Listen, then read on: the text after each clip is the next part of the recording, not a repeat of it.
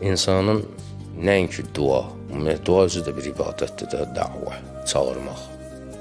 Dəvət sözündən də dua, çağırmaq. Allah'ı çağırmaq özü də bir ibadətdir. Namazın özü də bir duadır. Sadəcə olaraq insan düzgün düşünməlidir. İstədiyi şeyi bəyan eləməlidir Allaha.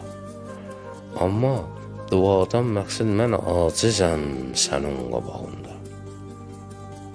Dua insana acizliyini göstərmək deməkdir. Yəni biz elə bilirik ki, ay Allah filan şey getir mənə. Əlin çatmır, qismət olmur sənə, onu istəyirsən. O dövrə dua, tək o deyil, o da duadır. Məsəl üçün, dua əslində dua bilsən nədir? Əlində bir şey var. Məsəl üçün, sudur.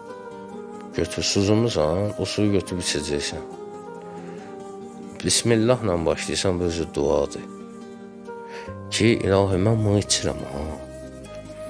Bunun tərkibinə sən vermirsən ki, mənə elə yaratmışsan ki, mənim susuzluğumu yatızdırır. Bu qüvvəti sən vermirsən ki, ilahi, bu suya mənim susuzluğumu yatızdırsın. İçdin, bismillah. İçdin, susuzluğun yatdı. Duan qəbul oldu, əlhamdülillah. Yəni, Allah'tan nə istəyirəm, sudur da içirəm, susuzluğumu yatızdıracaq.